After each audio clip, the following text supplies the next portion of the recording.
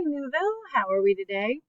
This fence will be called Create Your Ideal Community or City. So you're designing a city. It could be as creative as you want to be.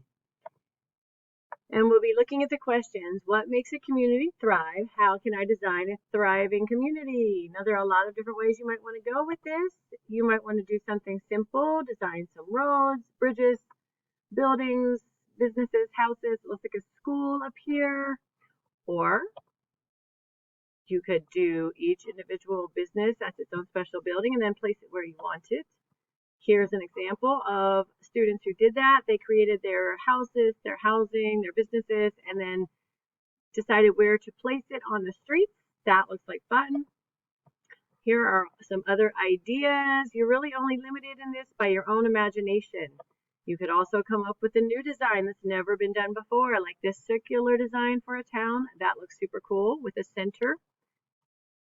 And we'll look at some maps of how towns and cities are laid out. This is a map of our town, Newville. You can see it's kind of small, but it still has some things we need. Schools, grocery stores, and even green spaces where we can hike and enjoy the outdoors. A bigger town down the road is Carlisle, and it has more businesses, more things because it has more people. It has home improvement stores like Lowe's and Home Depot, restaurants like the Walnut Bottom Diner, grocery stores, and even places to do fun things like the golf club. And then there is New York City, the biggest type of community.